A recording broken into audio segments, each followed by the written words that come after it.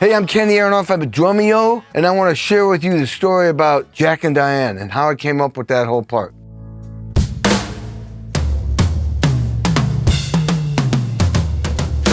So let it rock, let it roll, let the Bible belt come and save my soul. Hold on to 16 as long as you can. Changes come around real soon.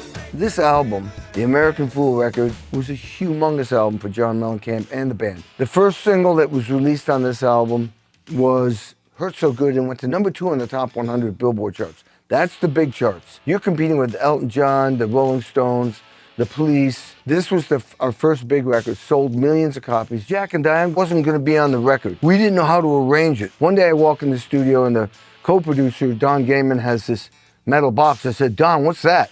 And he said, it's this new sound. It's called the Lin 1 drum machine. We're going to try it on Jack and Diane. And I went, a drum machine? Drum machines replace drummers. I'm like, that's not cool. So instead of like getting bummed out and leaving the room, I went into this fight or fight mode. Not fight or flight, fight or fight. Grab the manual, grab the machine. I want to learn how to program this thing. I want to be part of this new technology. So long story short is I programmed basically what I was playing on the drum set. We record it and we put it on this Lin 1 and I gave it back to them. And I'm in the lounge thinking, man, am I getting replaced by a machine? I mean, what's going on here? But 2 hours later, I get summoned into the control room by my boss, Mellencamp. He says, man, we need a drum solo or a drum fill after the second chorus because the drum machine, it was cool for a little bit, but eventually the song was boring. And I was thinking, how can I save this song to save my career? What can I do to contribute to get this song on the record and maybe get on the radio? And I'm like thinking I'm gonna get fired. I got half the people telling me what to play, the other half telling me what not to play, and then I realized, man, you're on your own, dude. And I went out to the room where the drums are. I'm thinking, this is like the World Series. The whole purpose of my entrance is to grab everybody's attention. So I wanted to come in like 1, 2, 3, go floor. And I didn't want to go down the drums because everybody goes down. I wanted to go up the drums. The original part started on beat 1 and I moved it to starting on 1/8 note later. I displaced this rhythm. 1, 2, 3, 4, 1. So already it's kind of unique, but familiar. And then John wanted a cymbal crash. So then I decided to come down the toms. Very Phil Collins, like from In the Air Tonight. Oh, it was just a little thing. But that became the flagship. I ran out of tom-toms, so I decided to do a triplet.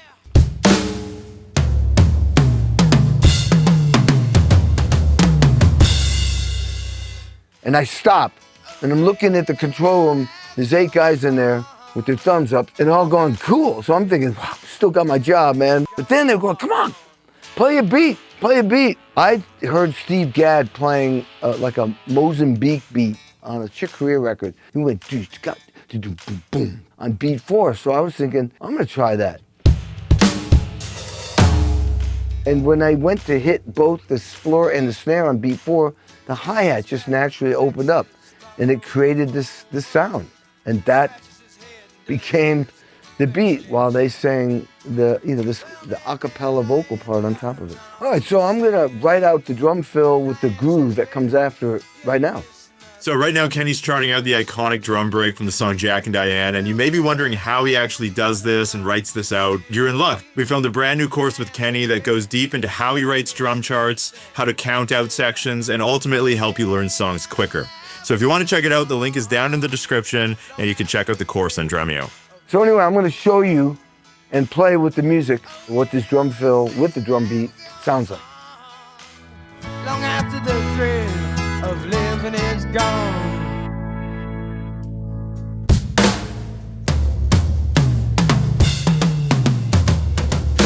So let it rock, let it roll, let the Bible belt come and save my soul. Hold on to 16 as long as you can. Changes come around real soon, make us women and men. It's just like any drum beat or any groove or any part you play on drums, make sure you play it perfectly in time. It's not a fast song, and you're not playing hi-hat to keep time. Every note has to be right in the place. Make it feel great. Music in its finest moment is, about something you feel. Human beings are feeling creatures. I try to be me as authentic as I can all the time, and that comes out in my playing. It's like, wow, there's an energy, a sound, a dynamic, an excitement that actually comes through me, my spirit, my body, into sticks, onto drums, into mics, on records, and somehow you can hear and feel Kenny Aronoff. That's amazing. This song ended up getting on the record, and it went to #1.